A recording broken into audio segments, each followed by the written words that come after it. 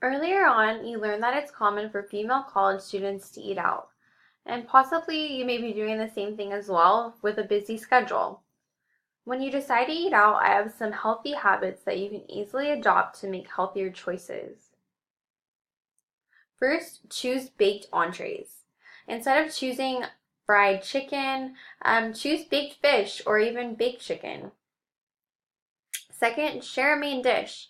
So whenever you're out to eat, whether it's with your like with a friend or family member, go ahead and split that dish. Typically, serving sizes in a restaurant will be double or triple the recommended serving size per the American Nutrition of or American Academy of Nutrition and Dietetics. So in order for you to avoid overeating and not going over your calorie limit and nutrient limit per day, it's a good idea to share a dish. Also, selecting fruit, steamed vegetables, or salad as a side option is really great instead of selecting potato chips or even French fries. If you do decide to select a salad, ask for dressing on the side and select olive oil, balsamic vinegar, or oil and red wine vinegar, or even balsamic vinaigrette dressing. So maybe in the past you've liked to select ranch or Caesar or even Thousand Island dressings. So keep in mind that the creamier dressings are typically high in saturated fat, calories, as well as sodium. When selecting your beverage, choose water or unsweetened tea or coffee. It's better to choose these beverages because they're not going to have as much sugar. Fruit juice and sodas are typically really high in sugar as well as calories. Lastly, take leftovers home. Don't force yourself to eat if you're full. Really, so take advantage of those to-go boxes. And when you're taking your leftovers home, think of it this way. It's one less meal that you're going to have to worry about tomorrow. Personally, understanding portions was super confusing when I started eating healthy, but using a hand guide like this for portions is really an easy way you can apply healthier portion sizes from preparing or selecting food when eating out.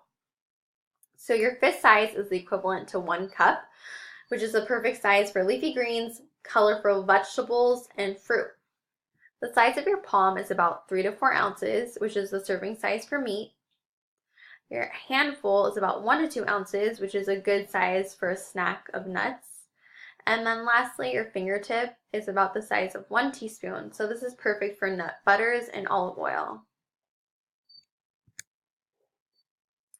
Learning how to read a food label can be a helpful tool for you.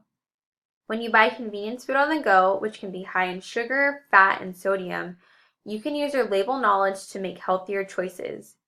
Keep in mind that the healthy choices you make today will add up over time and positively impact your health. When you read a food label, keep an eye out for the serving size, calories, percent daily value, and ingredients. So first, let's take a look at the serving size. So on the right-hand side of this food label, you'll see the serving size and then the servings per container. So the servings per container are 10, while the serving size for one packet is 6 to 8 fluid ounces. So let's go below that and we'll see the amount per serving, and underneath that is calories. So there's 110 calories per that one serving size of 6 to 8 fluid ounces. So let's move down. On the right-hand side of the label, you will see percent daily value, which is the percent of each nutrient. So as you can see, there's a percent daily value for total fat, saturated fat, cholesterol, sodium, total carbohydrates, and dietary fiber. Percent daily value will also add to your daily diet total. So keep in mind that extra amounts of salt, sugar, and saturated fat can be harmful to your health. So let's put this in context. 5% daily value is low, and 20% daily value or more is high. 20% daily value or more is good from a nutrient like fiber, but not for saturated fat or salt. Now let's take a look at ingredients. Typically below the food label, you'll see the ingredients. And I just want to also talk to you briefly about sugars. So the names of sugars will end in OSE. Other names for sugar also include sucrose, syrup, brown sugar, corn sweetener, corn syrup, dextrose, fructose, sucralose, fruit juice concentrates, high fructose corn syrup, honey, invert sugar, maltose, lactose, malt syrup, raw sugar, and molasses. So as you can see, if we don't understand or we don't know what the ingredients are, it can be deceiving. We wouldn't even know that there's all these different forms of sugar in that product. I'd also like to note that according to the American Heart Association, it's recommended that women have no more than 25 grams of added sugar daily. However, less is better. Now that we've covered some foundational tools for living a healthy lifestyle, I'm going to discuss healthy habits that you can incorporate into your daily life. Eating breakfast is a great way for you to start off your morning with energy, while also helping you to avoid overeating throughout the day. If you're a college student that enjoys cooking, or if you want to start cooking more to save money on a tight budget, meal prepping is a great way to help you stay on track with healthy eating.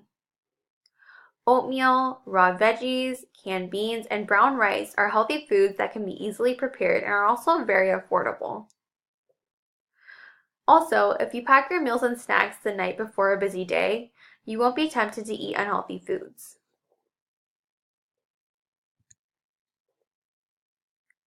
As a college student living on campus, I'm sure you've come to love the unlimited amounts of food choices at your campus dining hall.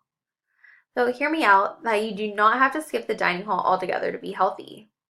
If you practice these habits I'm going to list, you'll be able to make easy, healthy choices that, again, are going to be able to impact your health greatly with time.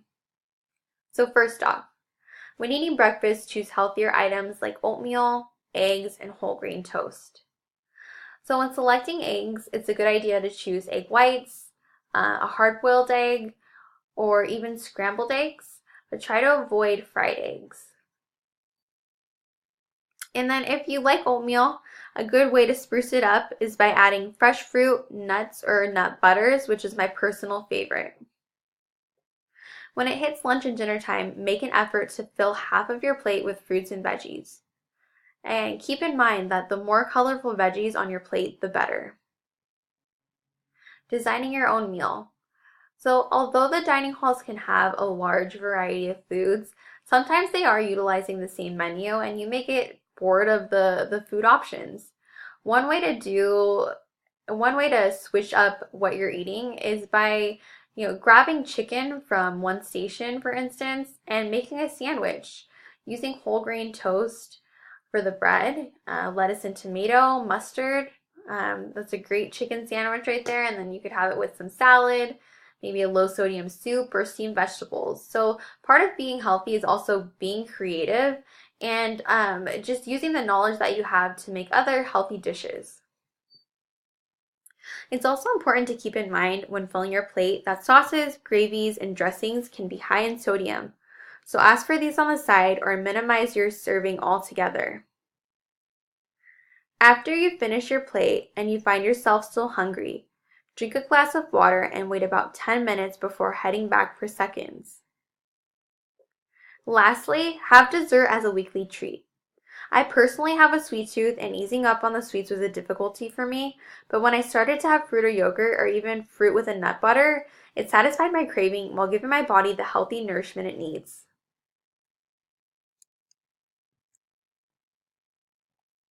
As a college student with a hectic schedule, sleep may be the last thing on your mind, but please remember that part of being healthy includes getting enough sleep.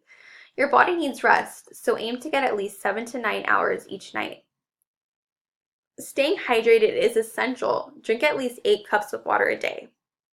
If you're not a fan of water, then adding fruit like strawberries or even lime, lemon, mint, or cucumbers are great additions that will give your water flavor. When living a healthy lifestyle, it's also important to listen to your body and make time for you. What I mean by listening to your body is paying attention to when you're hungry and also when you're full. For example, a rumbling stomach is a sign of hunger. So let's move on. Respecting your fullness. This includes taking the time to pause when you're eating, and this can help you enjoy the flavors of your food, but it will also allow you to feel if you're full and respect your fullness if you are in fact full. Making time for you. This is so important. If you're not familiar with the term self-care, this is doing something you enjoy that will help you relax, de-stress, or center yourself. Examples of self-care include meditation, reading a book, or taking a nap. Now that you've learned how to live a healthy lifestyle, it's also important to know when and how to reach out for help if you've personally struggled with dieting or binge eating. Psychological issues can develop from dieting and binge eating behavior. That's why it's important to seek help from your healthcare provider. So if you don't have a healthcare provider, or maybe you don't feel comfortable reaching out to a healthcare provider, the National Eating Disorder Hotline offers support, resources, and treatment options. And I've also listed the phone number below if you'd like to access that.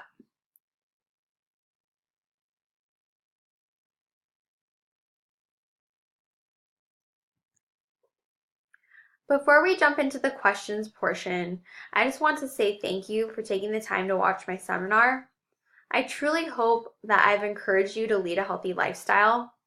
And before I leave you, I'd like to leave you with a quote and a positive reminder for your own health journey. It's not about perfect, it's about effort. And when you bring that effort every single day, that's where transformation happens.